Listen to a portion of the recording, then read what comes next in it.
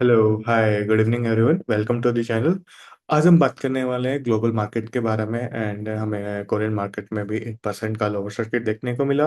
And मैं अगर बात करूँ Japanese market and Nasdaq future भी इस टाइम तक ऑलमोस्ट 2-2% डाउन है। तो एक बार देख लेते हैं कि यार ग्लोबल मार्केट में क्या हो रहा है एंड उसका इंडियन मार्केट में क्या इम्पैक्ट होगा। अब मैं आपको एक बार स्क्रीन पर लेके चलता हूँ। करेक्ट। आई होप आपको स्क्रीन विजिबल होगी। ओके। देखिए, आज भी लास्ट हम 1 महीने से बात करते आ रहे हैं कि यार कोरियन मार्केट में कहीं ना कहीं सर प्रॉब्लम दिख रही है हमें। करेक्ट। कि कोरियन मार्केट में हमें कहीं ना कहीं एक प्रॉब्लम दिख रही है। वो एआई ट्रेड को लेके ही है, कहीं ना कहीं कोरियन मार्केट भी अपना टॉप बना रहा है। फिर सेम चीज हुई कि यार हर हर दिन 8% आके नीचे रुक जाता है। पहले क्या हो रहा था कि 8% आके नीचे रुकता था, लेकिन वहां पे कुछ ना कुछ बाइंग आ जाती थी गवर्नमेंट के थ्रू, वहां के डीआईएस के थ्रू, वहां के इंस्टीट्यूट्स के थ्रू, वहां के रिटेल इन्वेस्टर्स के थ्रू। लेकिन आज कुछ डिफरेंट हुआ। आज उसका डिफरेंट ये था कि सर, जब उसमें बाइंग आई, ठीक है, एक सेकंड मैं इसको रिमूव कर देता हूँ। सॉरी, जब उसमें सेलिंग आई, ध्यान से सुनना, जब वो सेलिंग आई तो वो बाउंस नहीं ले पाया। इसका मतलब क्या है? मैं इसको एक बार रिमूव करता हूँ। हाँ, इसका मतलब ये है सर कि जब ऊपर से वो नीचे आ रहा था, तो यहाँ पे आप देखोगे, जब भी वो ऐसे 3-4%, 8% के फॉल्स लेता था, तो यहाँ पे एक बाइंग प्रेशर आ जाता था नीचे। जैसे यहाँ पे आया था, इस कैंडल पे देखो, नीचे आया लेकिन ऊपर चला गया। तो किसी ना किसी के थ्रू इसको रोकने की कोशिश की जा रही थी, चाहे वहां के डीआईएस के थ्रू तो हो, वहां के लोकल इंस्टीट्यूट्स के थ्रू, वहां के बैंकिंग के थ्रू हो। कोई ना कोई रोकने की कोशिश कर रहा था, लेकिन वो ज्यादा देर टिक नहीं पाया। वो इतना प्रेशर ज्यादा, इतना ज्यादा था कि सेलिंग आई ऊपर से सेलिंग आई एंड ये वहीं जाके रुक गया। मतलब कि वो, एक होता है ना कि यार उसने वो पलटवार भी नहीं कर पाया वो। ठीक है, वो पलटवार भी नहीं कर पाया। नीचे 8% नीचे, हाँ 8% नीचे ये इसने क्लोज किया। अब बोलोगे सर 8% क्यों हर बार 8% की बात करते हो? सर जैसे हमारे यहाँ पे 10% का लोअर सर्किट होता है, वहां पे 8% का लोअर सर्किट होता है। 8% रुकने के बाद ट्रेडिंग को होल्ड कर दिया जाता है 20 मिनट्स के लिए। एंड उसके बाद भी ट्रेडिंग जब ओपन हुई, जब इसमें ट्रेडिंग में ओपन हुई 5 डेज उसकी बात करता हूँ, तो भी उसके बाद भी कुछ ज्यादा वो नहीं दिखा हमें। उसी के आसपास ये घूमता रहा। ठीक है।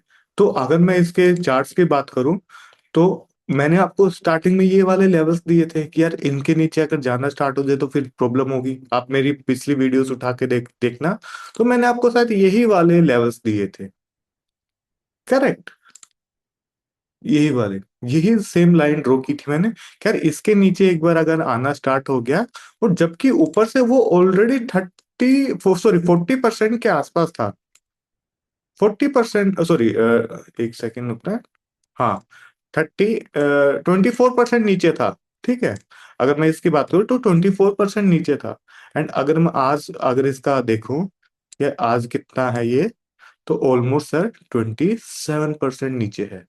तो अभी इसमें और भी ज्यादा प्रॉब्लम हमें देखने को मिलेगी। ये मत सोचना कि चल ये रुक गया। 2 महीने पहले, 3 महीने पहले, अप्रैल में, जून में क्या बात हो रही थी कि Indian market, sorry, Indian investors को कोरिया शिफ्ट हो जाना चाहिए, ताइवान शिफ्ट हो जाना चाहिए, या अमेरिका शिफ्ट हो जाना चाहिए। आपके कुछ फिल्म इन्फ्लुएंसर लोग बात कर रहे थे कि यार हमें एआई के ट्रेड्स लेने चाहिए, एआई मार्केट्स में जाना चाहिए। एंड जो चिप्स में मेकर है, चाहे वो आपका सैमसंग हो, एसके हाइनिक्स हो, या फिर टीएसएमसी हो, उनमें जाके इन्वेस्ट करना चाहिए। ये बातें क्यों होती है? जब ये टॉप्स आ रहे होते हैं ना, टॉप के आसपास हम कभी भी आ रहे होते हैं, तभी ऐसी बातें होना स्टार्ट हो जाती है। अब इसकी करेक्शन कंप्लीट नहीं हुई। अब मैं बताता हूँ, ये आने वाले टाइम में यहाँ से 15-20% और गिर सकता है। ठीक है। इस लेवल से 15-20% मिनिमम ये जाएगा ही जाएगा। अगर ये यहाँ पे भी कंसोलिडेट कर जाता है और यहाँ पे नहीं रुकता, अगर इस एरिया पे भी नहीं रुकता, जो कि मेरे को चांसेस कम लग रहे हैं, तो फिर आने वाले टाइम में सर इसके और भी नीचे के लेवल्स हमें देखने को मिलेंगे। ये बात याद रखना कि हमें और भी नीचे के लेवल्स इसमें देखने को मिलेंगे। अगर ये इस एरिया पे 15-20% करेक्शन के बाद भी नहीं रुकता, जो कि मुझे मुश्किल लग रहा है, कुछ टाइम के लिए रुकेगा, 15-20 दिन, महीना, एक महीने रुक सकता है, लेकिन उसके बाद फिर ये अपना कंटिन्यू नीचे का ट्रेंड फॉलो करेगा। ठीक है। अगर एसके हाइनिक्स की बात करूं, उसमें भी सर 12-13% नीचे था, सैमसंग भी उतना ही था। तो उनकी बात करने का कोई इतना मैटर नहीं है। अगर हम इंडेक्स को बात करें तो वो ऑलरेडी 8% था। अगर इंडेक्स में ही उनका 50% शेयर है, Samsung and SK Hynix and Samsung, दोनों कंपनी 50% होल्ड करती है कोरियन मार्केट को। तो ये एक ज्यादा मेन प्रॉब्लम की ओवर कंसंट्रेशन हो चुका है इन कंपनीज का कोरियन मार्केट में। तो इसलिए एक ज्यादा पैनिक देखने को मिल रहा है। ठीक है। अगर मैं जापानीज मार्केट की बात करूं तो वो सेम उसी पैटर्न पे है। अगर इस लेवल्स को आने वाले टाइम में होल्ड कर जाते हैं तो ठीक है। नहीं तो फिर ये वाले लेवल्स भी इजिली जापानीज मार्केट हमें दिखा सकती है। इन लेवल्स पे भी आने वाले टाइम में 60,000 के लेवल है, इन लेवल्स पे आने वाले टाइम में आपको आ जाएगी। अगर मैं नेस्डेक की बात करता हूँ, नेस्डेक की बात करता हूँ, एक सेकेंड। नेस्डेक की, ये देखिए, नेस्डेक अभी तक ठीक लग रहा था, लेकिन अगर इसका मैं फ्यूचर देखूं तो ऑलमोस्ट 2% नीचे है। ठीक है। और आने वाले टाइम में अगर नेस्डेक ने ये वाले लेवल्स को ब्रेक कर दिया, ठीक है, जैसे भी करके इन लेवल्स को ब्रेक कर दिया, तो ये समझ जाना सर कि हमें 20,000 या 21,000 के लेवल्स आराम से देखने को मिल जाएंगे। यहाँ से भी मैं अगर बात करूं, अगर इस लेवल को ब्रेक करते हैं, अगर 25,000 के लेवल को ब्रेक कर जाता है, तो फर्दर हमें 10-15% की करेक्शन इजिली हमें देखने को मिलेगी नेस्डेक में भी। ठीक है। तो ये चीज है। अब आ जाते हैं सर, इसका इंडियन मार्केट पर क्या इम्पैक्ट होगा। देखो, इंडियन मार्केट में इतना इम्पैक्ट नहीं होगा, क्योंकि इंडियन मार्केट अपनी जो करेक्शन है वो सितंबर 2024 से कर रहा है। ठीक है। ऑलमोस्ट 2 साल हो जाएंगे इसको, सितंबर 2024 से 25, एंड ये 26 ऑलमोस्ट सितंबर में हम आने वाले हैं। तो ऑलमोस्ट 2 इयर्स हो जाएंगे उसको। करेक्शन बची हुई है, लेकिन ये उतना इम्पैक्ट नहीं करेगा। ये करेक्शन इधर इसी जोन में घूमता रहेगा। ये देखिए। ठीक है। ऊपर नीचे बाउंस, ये वाले इसके ये इसका टॉप एरिया 24,500-2600, एंड ये वाला इसका बॉटम एरिया 22,000। ठीक है। इसी जोन में आने वाले टाइम घूमता रहेगा। अगर ग्लोबल मार्केट में करेक्शन आ जाए तो ये इतना नीचे आ जाएगा। ऑलमोस्ट वही एक जोन ये बना रहा है। और मैंने आपको ये बोला था कि आने वाले टाइम में 3-4 महीने, 6 महीने ये इसी जोन के अंदर घूमता रहेगा। लेकिन यहाँ पे स्टॉक स्पेसिफिक काम स्टार्ट हो चुका है। ठीक है।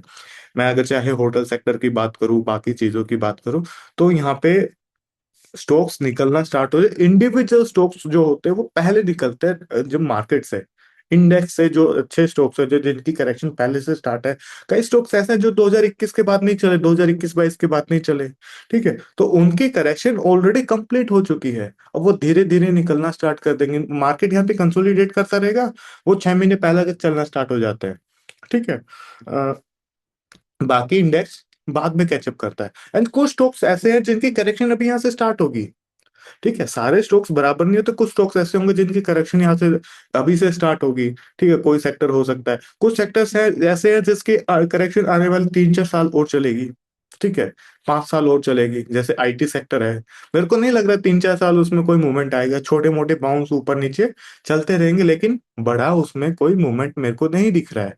ठीक है। आईटी सेक्टर में भी कुछ एक दो स्टॉक्स ऐसे हैं जिसमें जो अच्छे कर रहे हैं। ठीक है। तो ये चीज हो सकती है। ठीक है। एंड आपको कोई फर्दर डाउट हो तो प्लीज मेरे को व्हाट्सअप करें। अगर आपको वीडियो पसंद आई तो प्लीज चैनल को सब्सक्राइब करें, लाइक करें। एंड अगर आप हमसे कनेक्ट करना चाहते हैं एडवाइजरी के रिगार्डिंग एंड क्लासेस के रिगार्डिंग, तो मेरे को व्हाट्सअप पे कनेक्ट कर सकते हैं। ठीक है सर। Thank you.